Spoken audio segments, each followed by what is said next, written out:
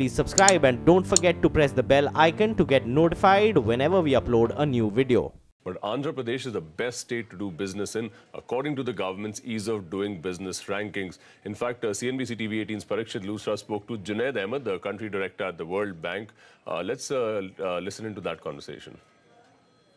The Department of Industrial Policy Promotion and the World Bank have just released state rankings as far as the ease of doing business in India are concerned. Andhra, Telangana, topping the list. With us right now is Mr. Junaid Ahmed, the country director of the World Bank. Mr. Ahmed, thank you very much for speaking to CNBC TV18. This survey is based on large-scale private sector feedback. What makes this survey different from last year, and what message really goes out to the corporate sector and the global community interested in investing in India? I think the big difference is this is a survey that's incorporating user feedback. So it's not only about measuring that reforms have been taken forward or policy changes have happened, but what impact has it had on the ground. So this time about 50,000 firms have been interviewed, and a sample has been taken, a statistically significant sample, to show that those reforms that are being changed at the top are actually having an impact on the ground, and that's the critical difference. Okay. As far as the reform process is concerned, we mentioned the top 10 states. Where do you think states are lagging as far as implementation is concerned? I think it depends which state you're in and what the story is. Some places, the issue of registration in land, for example, is being done very well. Our construction permits are being given out very quickly. Others have been creating a one-stop shop and done very well. So I think it depends where you are. But one of the powerful impact of such an assessment or such a competition is each state can then look at the results and see where they're lagging and where they can improve.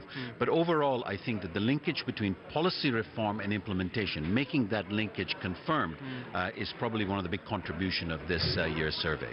GST and demonetization have been talked about a lot. What is the kind of feedback you got about GST, about the problems that traders, the small traders, the big businessmen have been facing, and generally how have these two reform processes gone down with the private sector? Well, I think anytime there's a shift or change in a major way, and both demonetization and GST were big shifts, it sends a shock into the system. But I think we're well past that. As you can see, overall, the national growth has picked up and is touching the 7% barrier and moving beyond that. And we're beginning to see in this survey also that the reflection is about the impact of reforms on the ground. So I think the two shocks you talked about, or the two changes you talked about, is definitely in the past. Okay. And as far as the global community is concerned, we're looking at a global trade war, trade disputes globally because of what President Donald Trump is doing. How should the global community see these rankings today, sir?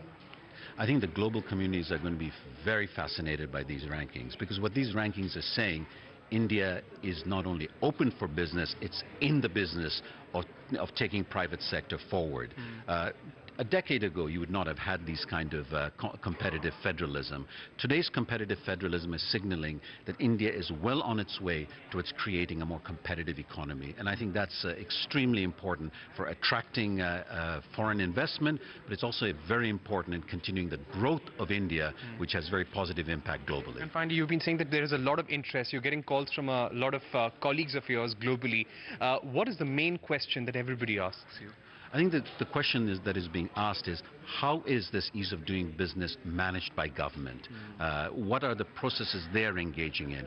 I think India's movement of 30 ranks last year globally, and India's consistent improvements in the subnational is attracting attention. So countries like Indonesia, South Africa, and even China are asking us questions. What is it that government is doing that's allowing this positive momentum to happen? All right. Thank you very much for speaking to us. So that was Mr. Junaid Ahmed, country director of World Bank, saying this is great criteria.